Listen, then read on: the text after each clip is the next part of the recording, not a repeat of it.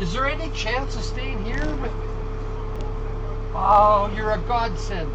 Thank you.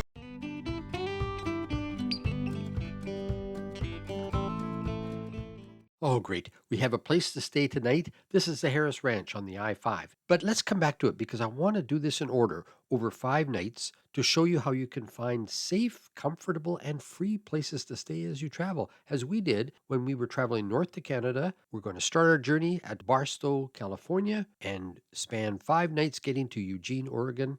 Come on, let's get going. I really want to show you these places. Starting this 5-night challenge off in Barstow, where we had just arrived from Lake Havasu.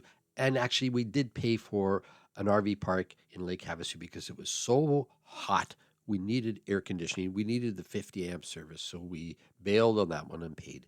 And after a really windy day of driving on the Interstate 40, we arrived in Barstow, shaken and tired, and we found the cheapest of all cheap overnight stays, a Walmart. They're still out there. It's not that easy anymore to find a Walmart that will take an RVer overnight. But in Barstow, they welcome you. And the place is really well set up for overnight RVers and trucks. So this is number 1 on our 5-night challenge, and you gotta love it. It's free, it's open, there are other RVers and truckers nearby so you feel safe. They have security driving throughout the parking lots every 10 minutes, all night long. And of course, you've got shopping on your doorstep.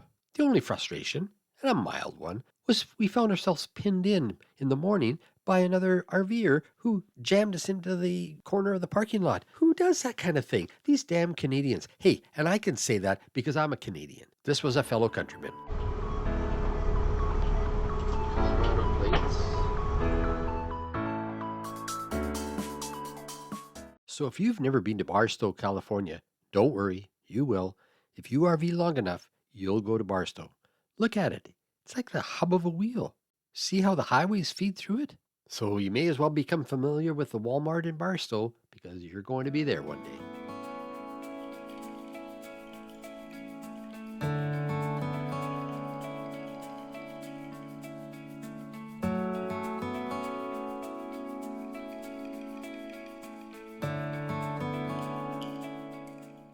Once through the Mojave Desert, which is really interesting, especially around Mojave and Tehachapi with all the wind turbine farms. You then drop down considerably into the Bakersfield area, and it's absolutely gorgeous.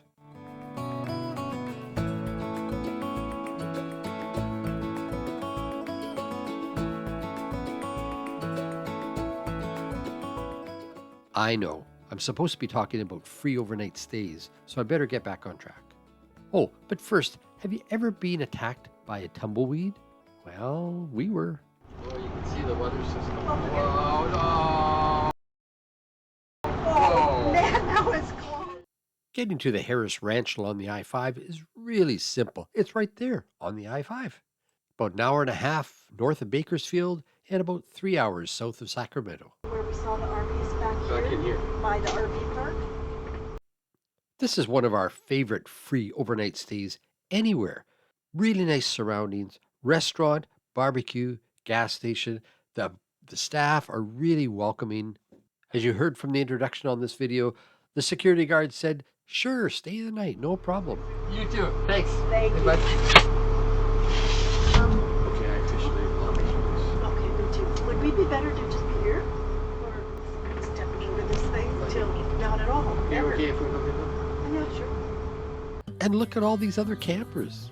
It was like having our own private campground in front of a hotel.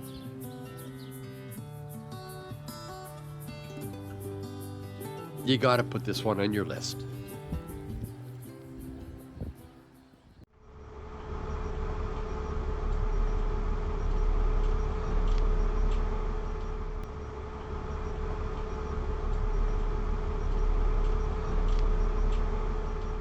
Bakersfield. Turn left, then take the first right.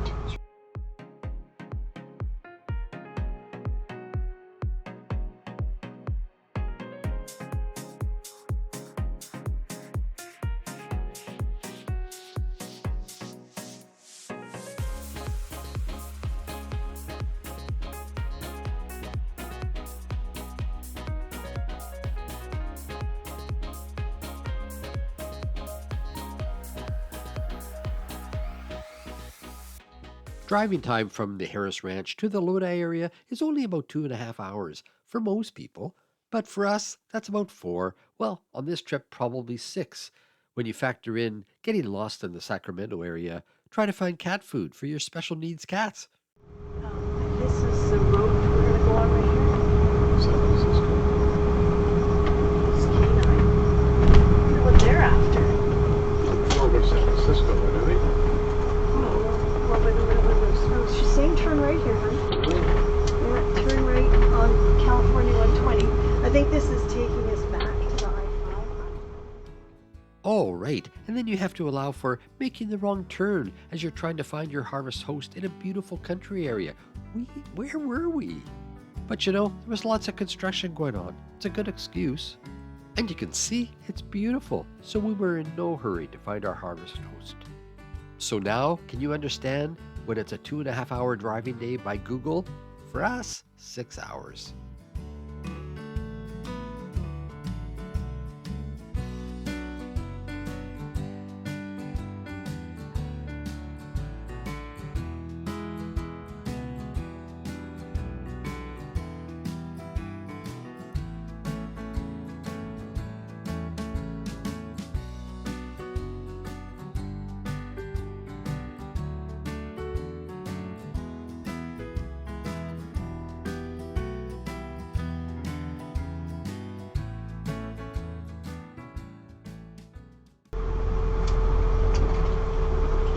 The destination is on your right. Look at this. Sunsbury Farm.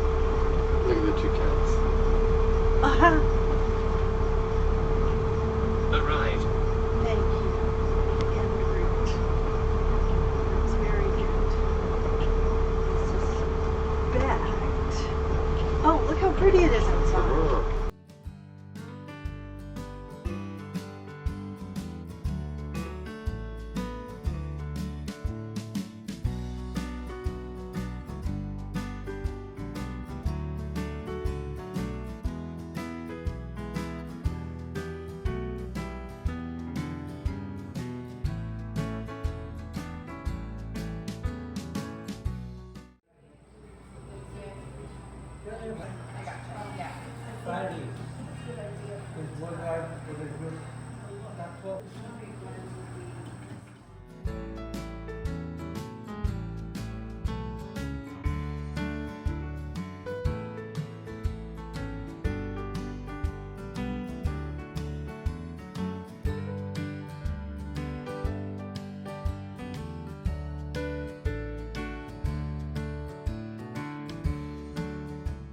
So that was number 3 on our list of free overnight stays. Well, wait a minute. We had to pay about a $90 membership fee to Harvest Host. Oh, and we bought about $250 worth of goods inside the store. So I guess this wasn't free at all. How'd this one get in here? Okay, strike this one. No, we got to keep it. Because you didn't have to buy all the things that we bought. You could have just bought 1 bottle of wine and they'd be happy.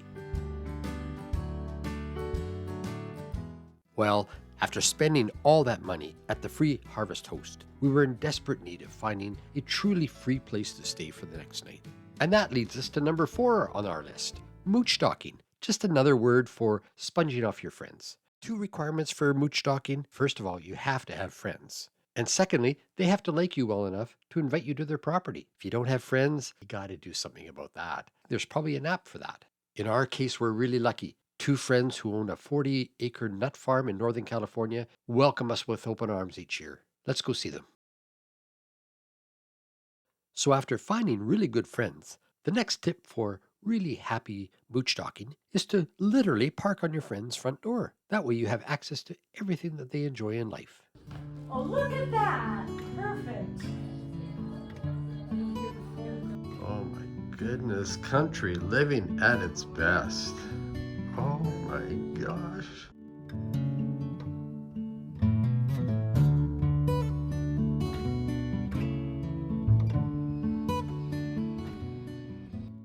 Well, I gotta say, everything else on our free overnight stay list is a real letdown after a mooch-docking experience like that. But reality must set in, and the next day we're off. And this time, our overnight stay is going to be a very unlikely spot. something that many of you probably have never experienced. So let's head north to Eugene, Oregon, and see what we found.